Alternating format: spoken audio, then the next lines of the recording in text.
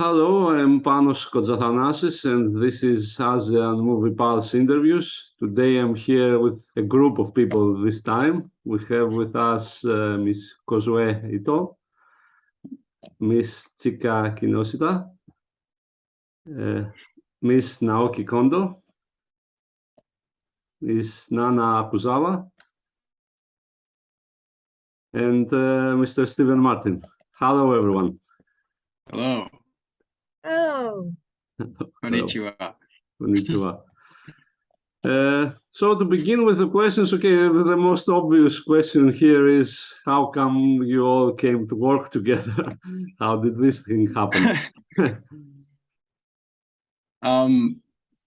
Probably, I guess it started several years ago when a screenplay I wrote back in the United States won a screenplay competition, and I received a grant to make a film. And a few years after that, I finally decided to go ahead with it, but I was living in Tokyo at the time, so I adapted the screenplay to a Japanese setting. And not having known anything how to make movies, I basically went to YouTube and I saw an actress that I really liked in a short film, and I just got in contact with her. And she helped me to get started with a production company. And that's actually how I first met Naoki, who you see there on the screen. We made our first film together. And then after that, when we started, but that was during the height of COVID-19. And when that was happening, a lot of productions were being shut down, plays were being canceled. And when I decided to do our second film, we decided, and which is when I believe you saw Requiem for Poets and Dogs, we decided to do it just in a single location on a rooftop, pretty much away from COVID-19 as much as possible. And that's where I met the other actors that you see before you, Kozue and Nana-san, that's where I met them. And when we finished that production, we just decided that we wanted to continue working together after that, and really haven't stopped for the last maybe year and a half, I guess, 2 years now, a year and a half.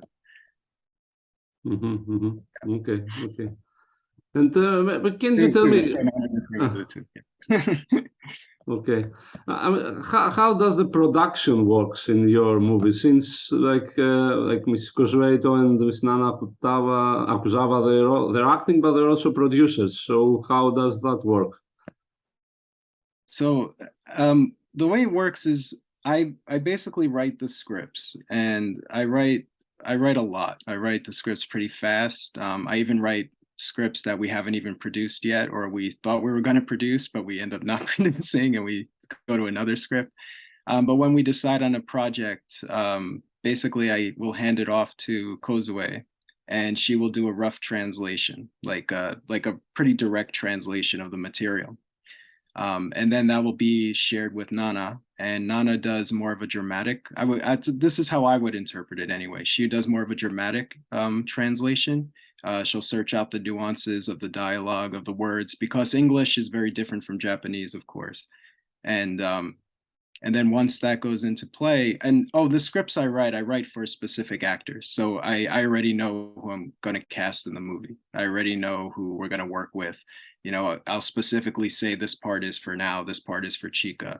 So that's already decided. And then once the script is ready, we go right into table readings and rehearse the hell out of it until we get to production. And that way we can keep the productions at a limited budget and as fast as possible. So we usually use the rehearsal process very preciously.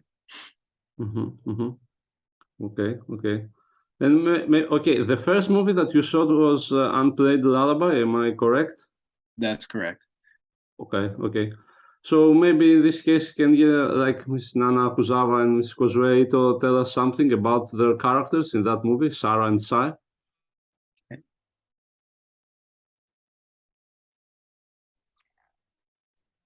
okay. So first, I'm going to talk about my role. The name of the role was Sarasa, and she was a very mysterious woman that happened to meet Kozue's role, Sae. And first, I'm sorry, but Nana, I think you're having a technical issue in the background.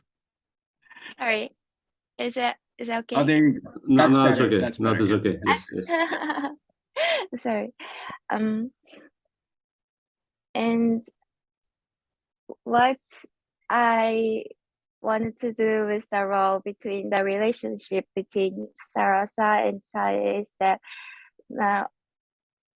there in the script there's a specific relationship. It was decided, but it depends. I thought that it depends on who watched the movie, that what kind of relationship is it. So I thought it was very interesting. So I wanted to bring some space that many people has a freedom how to see the movie, see the relationship. Okay. Yeah. So as Nana mentioned, as a about the relationship between like these two characters, Sae and Sarah, it was very, very interesting to explore as an actor. And about my role, so I played the part of Sae. She is like a very kind of white canvas. Like she's trying to find what she really wants, not about because she has been she has lived up to what she is expected by society, or like what she thought herself to be as a like maybe Japanese woman, as a wife, as a maybe daughter. So it's all like role, not like personality. So in this movie, she is trying to find like herself, and she like through meeting Sarah, the part Nana played, she learns like to love herself. And although this is the story about the two women, but I really remember that Steve said that Saya is everyone. So I thought maybe my character and also the relationship of our characters are pretty much relatable to like various people with various backgrounds, I think. So yeah. Okay. And you mentioned that Unplayed Lullaby opened in the US screened, right? Am I right? That's correct. It opened last summer in July. And how was the reception? Because it's an unusual film, so I'm curious. Yeah. I think I can speak for Kozue and Nana when I say the reception was more than we imagined. People responded very positively to the showing we attended. We showed it at a full house, and the after talk was very enthusiastic, and people weren't even raising their hands anymore. They were just crying out their thoughts and their ideas and interpretations, and we were pretty overwhelmed and very touched by it. And also, I think just coming from the perspective of, you know, it is a Japanese film, but yet the reception and the understanding of it seemed to thrive a lot more in the US. So you know, it was a little bittersweet in that sense, but we were very happy and pleased about the reception.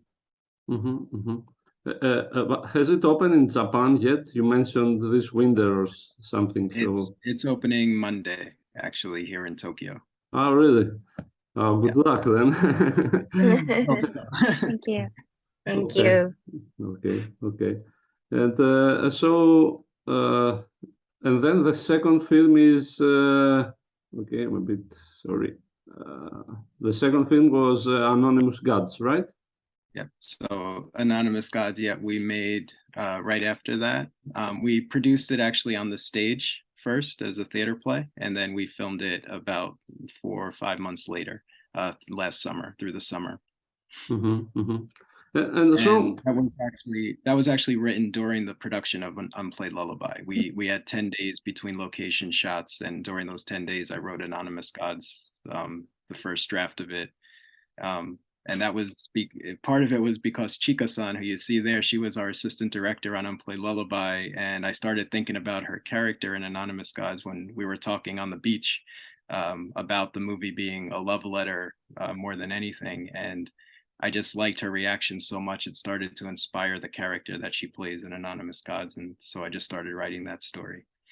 And then can you tell us a bit more about that movie and her role in it? And okay, well, Anonymous Gods is it's about two couples, two same-sex couples who live very, very different lifestyles, and their paths cross basically in the course of one night.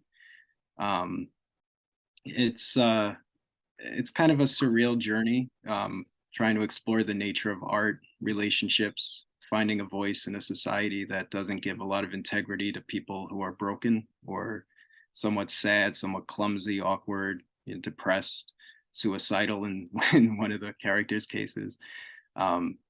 And it's really just a journey to explore what is it that, what that inspires art in the end.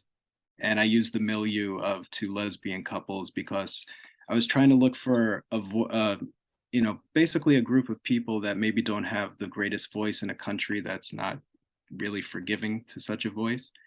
And it was something that I could relate to, as someone who is an expatriate in a country as well that can be quite discriminating to people who aren't, part of a homogeneous society.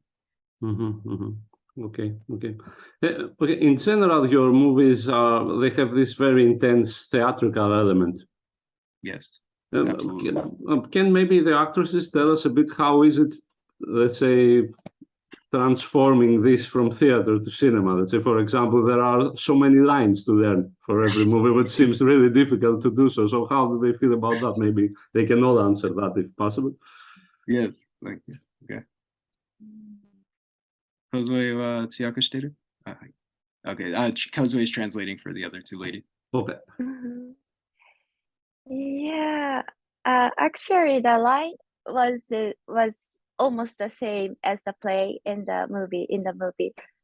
Steven us didn't change the script, but as we have rehearsals, I thought many things inside us have changed a lot, and that was very interesting. I don't know why.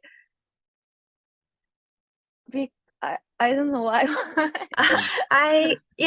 As Nana said, the script, I mean the word almost the same, and but the way we acted changed a lot, right?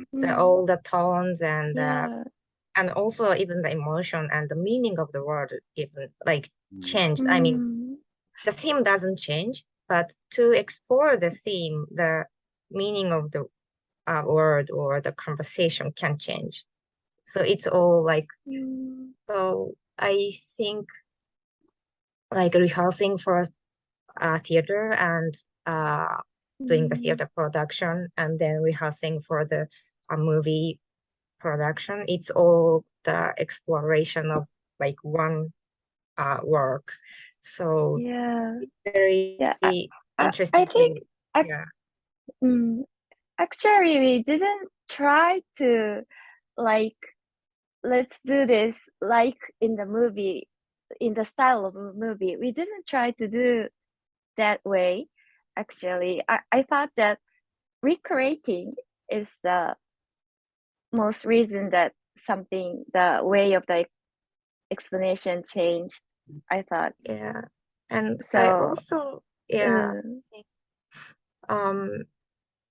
but the nature of the theater itself and the nature of the movie making itself somehow affected our like acting style or your direction, because apparently the distance between the actors and the distance between actor and the audience and actor and camera is very different, and these all like distance can change all the like physical condition. So that was really interesting because we cannot do the same thing in the same lines. Mm. And so we naturally like adjust our like physical condition and also the like emotional, Mm. like kind of emotion kind of, follows the physical condition. So without thinking or without like thinking deeply too much, we just by changing the like physical action, sometimes our emotion changes. So these like, Yeah, and yeah, also like the environment, like the art director made a very good set of the right. scene, That's so beautiful. and for me it was very powerful. Yeah.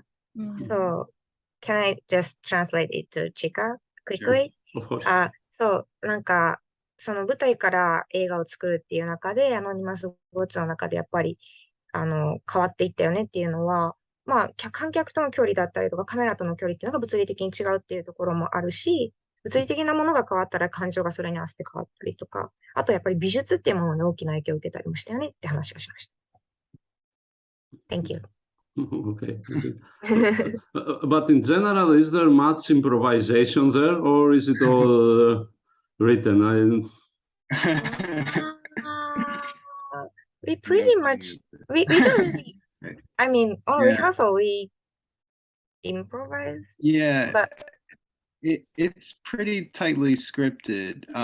But in rehearsal, I think, yeah, it's definitely fair to say that we will have very extensive discussions about certain lines, and then the actors will definitely choose their own lines. And I'm very open to that. Anytime an actor says to me, "Can I change a line?" I think 99% of the time I'm very fine with it, because what they're doing is they're just finding a way to convey what the message of the speech or the monologue is anyway. So it doesn't destroy the interpretation. It's just more about rhythm, nuance and things like that. So they do, I would say improvise not on the spot per se, but improvise in the rehearsals, yeah, a little bit. yeah, and about the so about the line again, we do the translation, but like we are not really professional interpreter or professional translator, but as an actor, so we try to find like the right word to express the Steve, like the word Steve wrote. Yeah. core of the Yeah, we just try to find the core of the word itself, and it's not really like just the translation. It's very exploring the meaning and also the character. So it's very I have never done like this kind of thing before, working with Steve and me neither. you guys. Yeah. And Panos, I can definitely say I'm going to embarrass them right now, but I truly choose the actors based on intelligence, as much as their talent, their beauty, all those core things, of course. But the fact that they're so thoughtful, and all of them, they always have something to say. They always have questions. They're always exploring, and there's a lot of dignity in their work, and it always impresses me. So, I mean, that's why it's so easy to write for them. And I know right from the beginning, when I start typing a script, it's okay, now is going to play this part, Nana's going to play this part. It's already decided, because of that I know what they're going to bring to the part. And I also know that sometimes it's going to really challenge them, maybe in some infuriating ways, but hopefully in good ways as well. Okay. So, now that we know why you chose them, maybe they can tell us why they chose to play in your movies. Maybe we can start with Miss Naoki Kondo. Kozue, 通訳していく. So, why does Now want to be in my movies?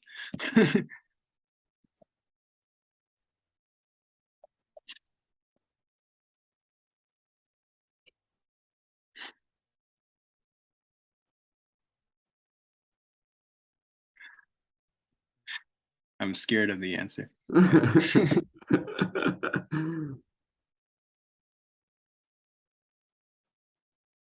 Now sound.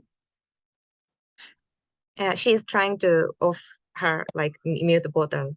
Okay. Yeah, now she's. Yeah. Here she is. Okay. はい。Hi. そうだな。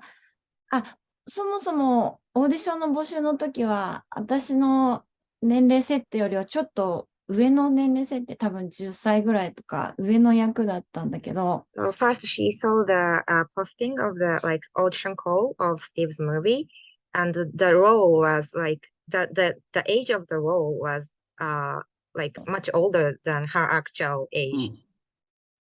そう、なんか日本でこうオーディション受けるともう年齢でパツパツっと切られて、なんか、はい、じゃあその枠にはまってないからとりあえずもうそれでおしまいみたいなところを、こうスティーブはそうじゃなくて、ちゃんと芝居を見てくれて、その中でなんか一緒にこう、その役をこう年齢だけじゃないところで一緒に作り上げてくれたりとかしたのがすごく楽しいというか、本当に一緒に作ってる感じがして、But anyway, she applied for the audition and she got called back and she did like the audition in person. And usually in Japan, it's very hard, like from certain age, like female actor, it is very hard to find like roles for female actors because usually the age is very Specific. yeah, limitation is very strict. Mm-hmm, mm-hmm. And if you don't fit that age range, you cannot, get casted. But the audition with Steve was very different from her usual experience because he saw like her acting. He didn't judge her by age. He saw her acting and as a collaborator. And once she got casted, like making movie with him and his crew was very exciting because it was like true collaboration, not just like one-way communication. So she really felt like she is collaborating like with them. Mm-hmm, mm-hmm. Okay. And she's done, right? Yeah. Okay. Okay. So, and I want to ask, her character in the movie is like unique, very quirky, eccentric, you say, the poet, right? So, yeah, I wanted to ask if like she ever met this character in reality, how would she react? Like, could she be friends with the poet if she met in reality, let's say, in real life? So Requiem for Poets and Dogs no poet no yaku wa ne now. そのキャラクターは現実的にあったらどう思いますか？現実的にあったら、ちょっとまあそのキャラクターとしては現実離れというか、ちょっと誇張した感じではあるけど、なんだろうな、でもこう自分強い芯を持った部分だったりとか、そういうところはすごくあるかなというか、気に入って作ってた、自分の中にもちょっとあるかなっていうところを膨らませながら作ってたから、全く現実にないとは思わないけど。Steve, you wanna?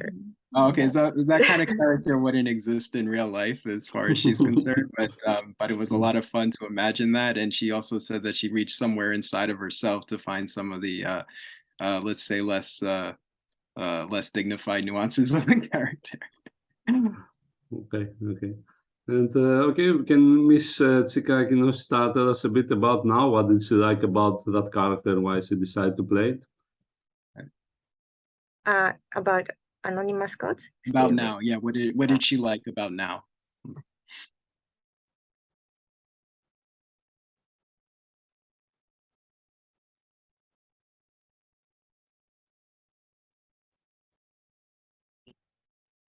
His 好きなところっていうか、その役をどういうふうに思ってますかっていう質問。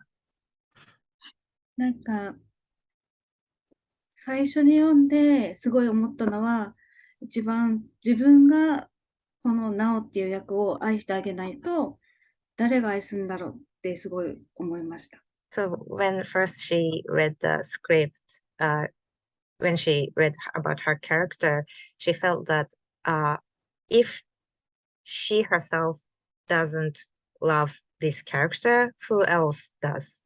So that's how she felt. Okay. Why? Okay. わお、どうしまあ、でも続けて。まあ、なんだろう、客観的に見たら多分、あんまり好きっていう人いないだろうなって思って、ってなった時に、多分この役が幸せになる方向性を見出した時に、演じる自分だけがとりあえず一番愛してあげたら、ナオって役も多分消化されるだろうし、物語の中でハッピーエンドになるかならないかは、まあ見た人次第だけれども、演じた自分の中ではハッピーエンドにしてあげたいなって思いました。She just thought, because her character has very hard personality, maybe if audience sees her, maybe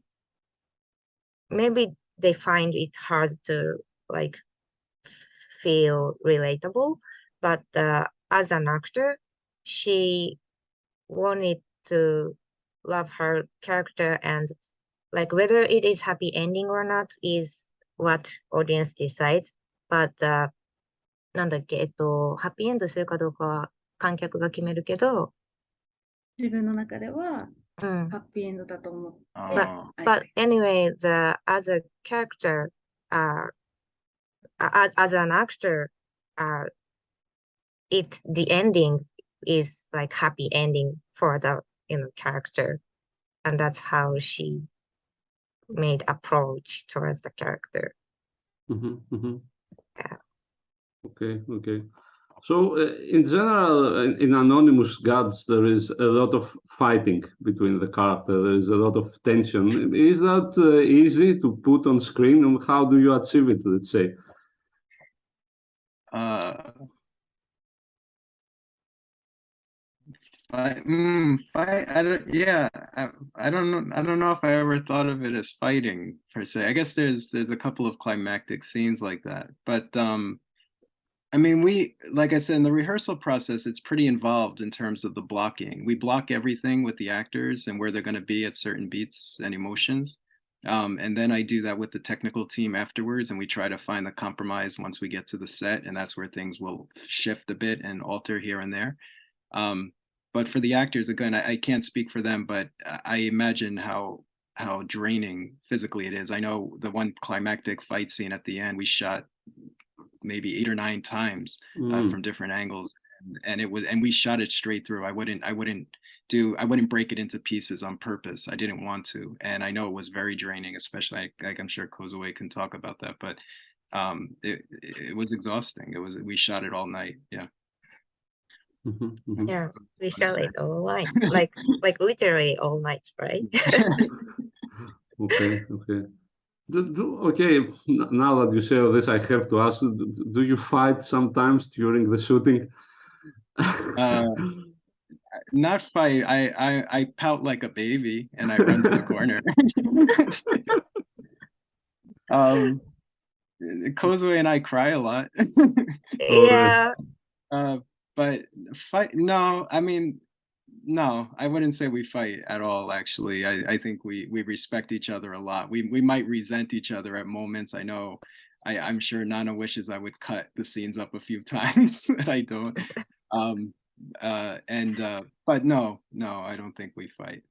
And I mean, now and I bully each other all the time, but other than that, no. Okay. All right.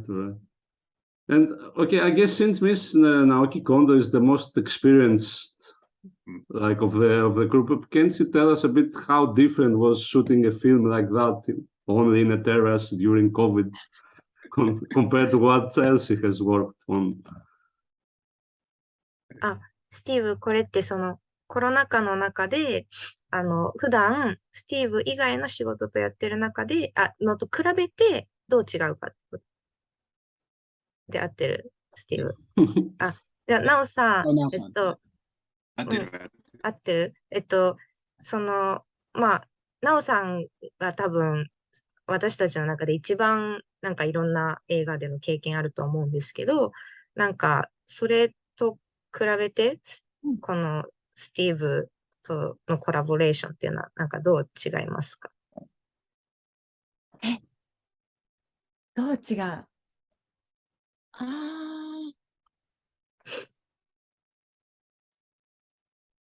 まあ、いろんなとこあるからなんともあれですけど、でもなんかまあさっき言ったように本当に一緒に作り上げている感じがするというか、なんかね、やっぱ、まあ、翻訳はね、ちょっと梢ちゃんとかしてくれてるけど、その中でもまたさらに作ってくれた翻訳をこの日本語でいいかなとかみんなで考えていったり、そういうところからで役作りのところもすごくこう、なんだろうな、はい、ただこうやってじゃなくて、一緒にこう提案もしてそれを受け入れてくれるし、そうでどんどん新しいアイディアがあって、どんどん台本も変わっていってみたいな、なんか結構やっぱり現場行ってセリフ言って終わりみたいなことも多かったりするんだけど、そうじゃないところがすごく好きです。What she Oh, okay. finds Steve, could you I do. Okay. interpret Yeah, it? she Long. likes the she first of all really appreciates the fact that like Kozue and Nana will translate the scripts, obviously, but then once we're at the set, the collaboration process begins, and she likes the idea that she can develop or will exchange ideas back and forth, you know, whether it's pictures of costumes or things like that. And so she likes that collaboration process. So even if it's cold and we're up on a roof and it's terrible conditions, it's still a pleasure to be able to exchange ideas all the time. And I can say, as my view of now is that she's extraordinary in the way that she creates a character. She will go to every detail, you know, from, you know, the ring that's on a finger to the color of, you know, an earring. Like everything to her is so nuanced and so specific. And, you know, where sometimes I just roll my eyes and think it doesn't matter because the camera's not even going to pick it up, but she still wants to know exactly what it's going to be, and she always comes with so much energy and really just an array of ideas. So I love that. So was your approach as a director to her a bit different than what it is with the rest of the actors, considering that she's like has been a long time in the business or no, I mean, maybe she's a little bit older than the other actors, so in that sense, sometimes, I don't know, I feel sometimes maybe I could talk to her more on a personal level or relate to her more in that sense, like just in terms of life experiences and things. Because I'm very friendly with all the actors. I think I am. I hope they agree with me on that. And we talk a lot. So I think just in terms of that, but no, I think I try to treat everyone with the most respect I can. I mean, I really have a great love for all of them. So I don't think I treat now any differently than anyone else. Okay. All right. And can Miss Nana Akuzawa tell us a bit about Sarasa, which I find one of the most interesting characters in your films, to tell you the truth.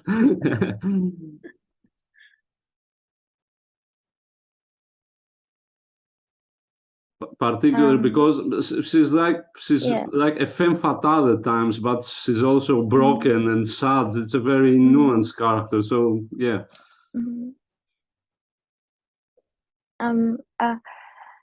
First of all, the four women, they are very different characters, and their lifestyles are different, but they have in common that something is broken inside them.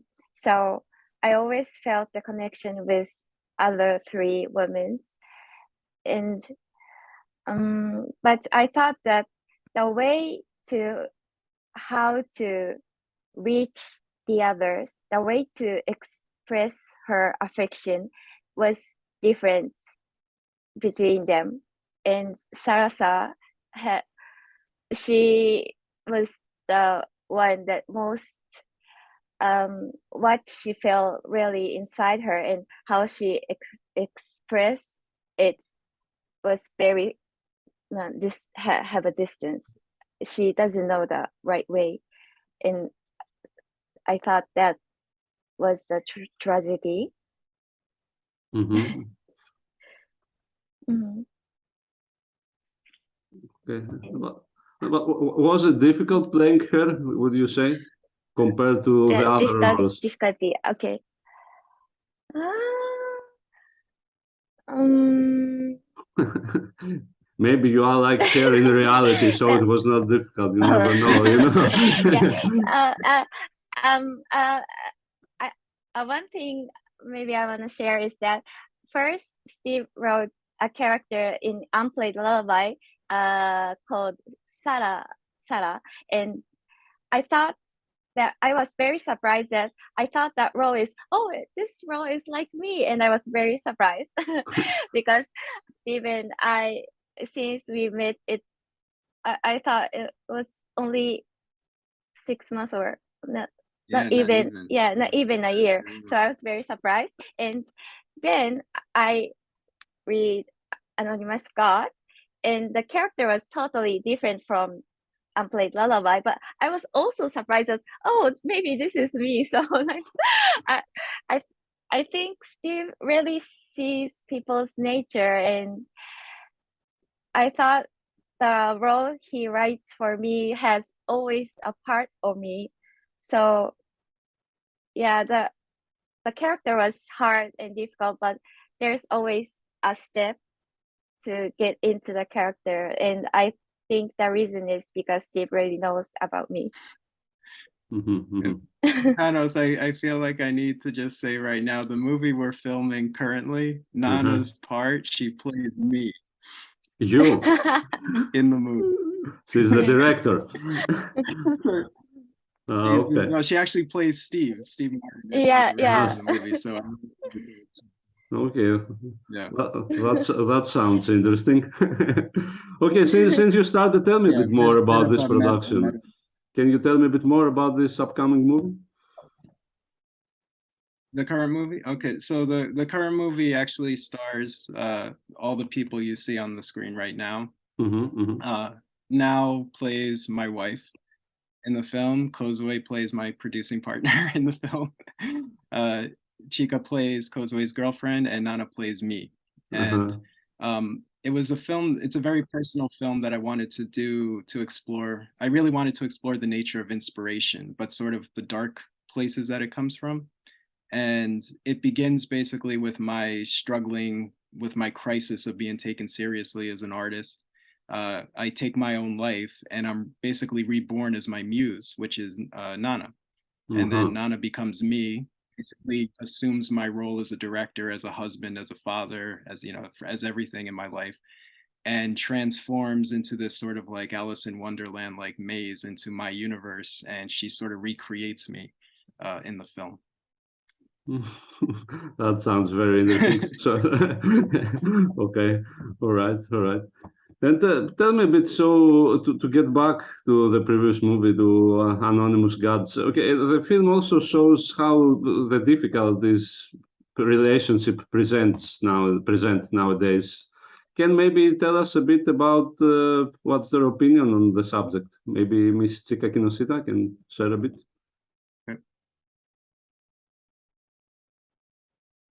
訳してもらって、私今ちょっと質問よくわからなかった。Okay, so you want to know what she thinks about the nature of the lesbian relationships? No, first relationships in general. Let's say if they are difficult nowadays, then let's say than it were in the past. Let's say. Okay. So keeping a relationship today is very difficult than it was in the past. Yeah. What do you think of that? Okay. はい。チカに質問よな。Kozueいいですか？いや、チカに質問。まあ、なんだろう、一般的にみたいな話なんですけど、今特にこのコロナ禍とかで、なんか、人と人とのつながりっていうものを、なんだろう、保っていくっていうことが難しい、時代かなって思うんだけど、なんか、まあ、なんだろう、その人と人との関係、つながりっていうものについて、なんか、どういうふうに、なんだろう、感じる？それはなんか多分映画のその役とかを通してでもいいと思うし、っていう質問。ミュート切ってね。役者をする前までは、あまり人間のこと、自分のことだったりとか、人のことだったりとか、そんなに深く考えてなかったなっていうのを、すごい役者をやり始めてすごい感じてて、で、かつ、コロナ禍 Working になっ as an てからは、 working as an actor, she really feels that before she started acting, she didn't really think about the human being itself and also the relationship itself. But after she started acting, she thinks about it very much. And especially after like COVID pandemic, どうぞ。コロナ禍になってからもっと人と変わらなくなった。言ったら、こういうふうにズームで画面上はつながるけど、やっぱりどこか直接会った時の方が温かみを感じるし、例えば同じ映画を見たことによって、こういうことを感じたよねとかっていうそのセッションすることによって、もっと相手のことを深く感じることがあるから、やっぱりなんか役者を通してもそうだし、何か作品、芸術のものを見たことによって、何かを話すっていうことによって、やっぱり近しい存在、その人と人との距離感っていうのはぐって近づいてるなっていうのはすごい感じます。Like especially after pandemic, like it's very we have like less chance to connect with people in person. But like for example, through movie or through art, like if we can start talking and we can start relationship. And so like as an actor and also as a person who work for art, which is the movie. So she thinks these like elements are very important aspect to like create relationship or the keep relationships. Okay. And how is the situation with the LGBT people in Japan? Is it okay? Is it open? Still frowned upon? How is it? I'm not sure who can answer better this question. Kozue, maybe you should the take this. situation in general, Yeah. in Japan, I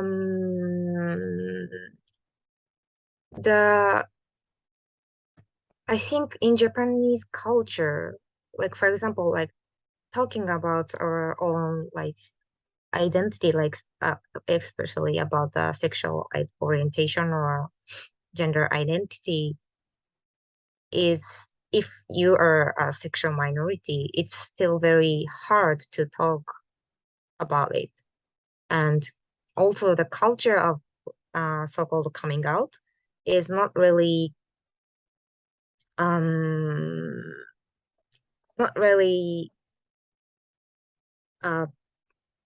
it's not really like in Western countries, I think. Like for example, if you come out, like you'll be said that like, okay, I don't have any prejudice, but like people say that, but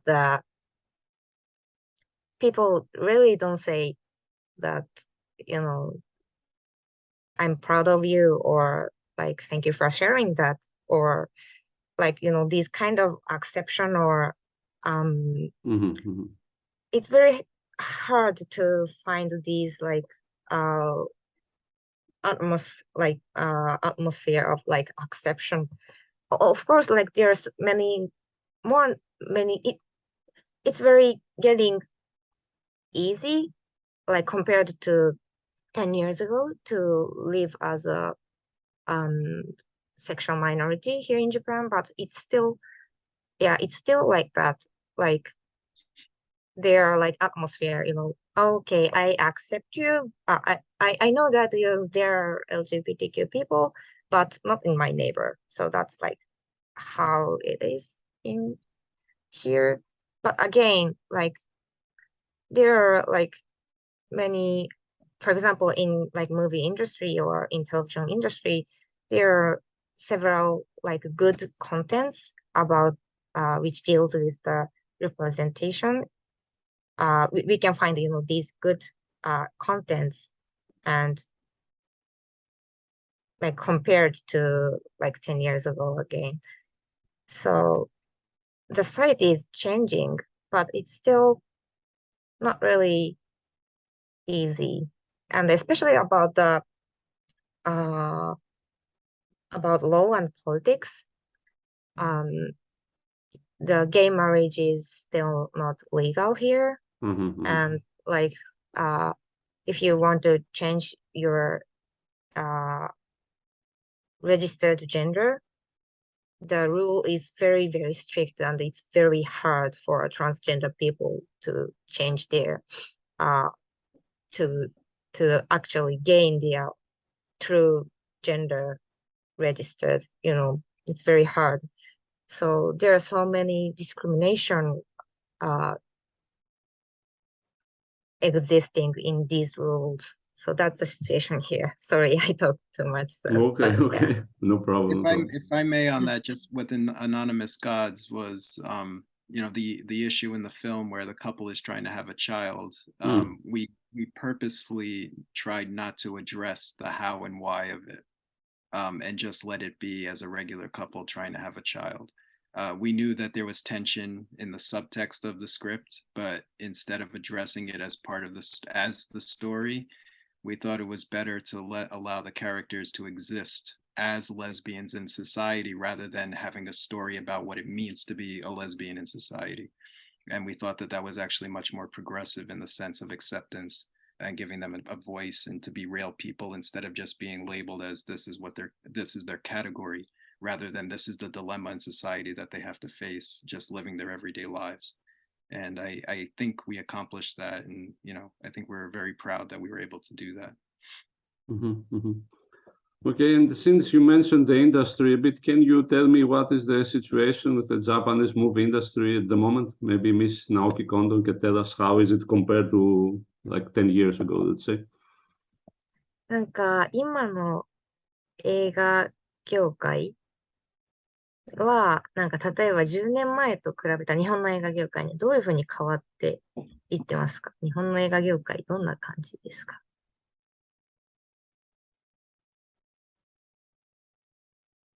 10年前は私ほとんど映画やってなくて舞台とかやってたから正直あまりその当初との違いはわからないけど、なんかこういう自主映画というか小規模でやるものが増えてるんじゃないかなっていう気はしてるというか、なんかそのもう商業ででっかくばっかりじゃなくて、なんていうのかな、まあもちろん有名な人たちばっかりを使った映画もあるけど、そうじゃなくて、知名度とか関係なく、いい作品作ろうぜって言って作ってるチームが増えてて、少し、なんだろう、チャンスが広がってるような気がしないでもない。わかんないけど。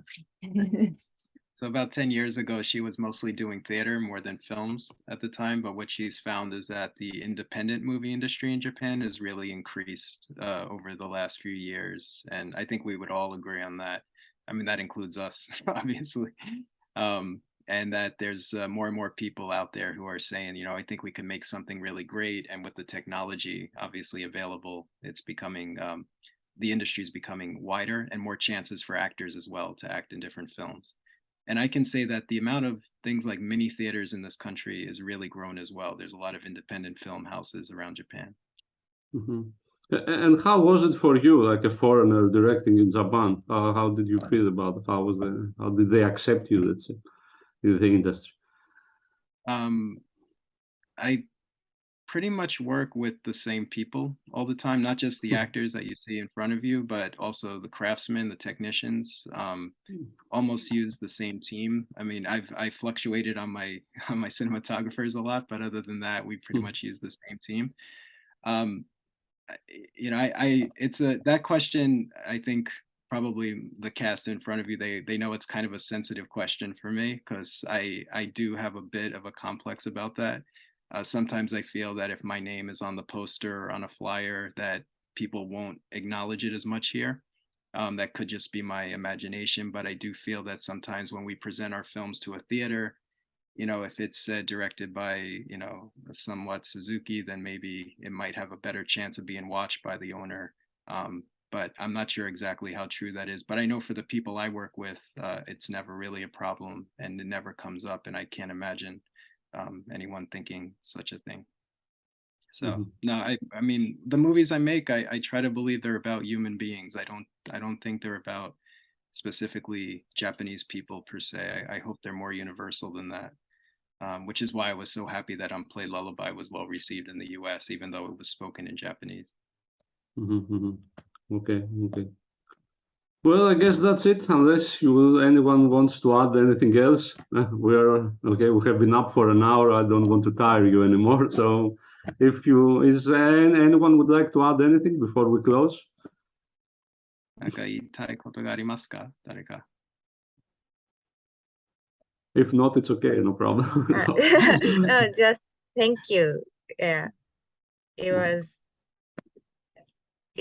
like, so when I first read your article about Lullaby, we were like three of us, like Steve, Nana, and me were like, yay, we got review. And it was like first time first.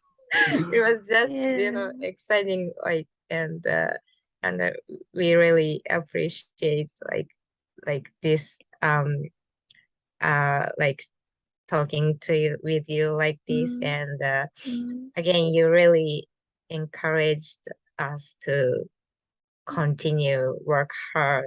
So thank you so much. And Panos, one of the blurbs from Unplayed Lullaby is actually on the back of our flyer for the movie. So Asian movie calls. Oh, really? You need to send me a picture of that. I will.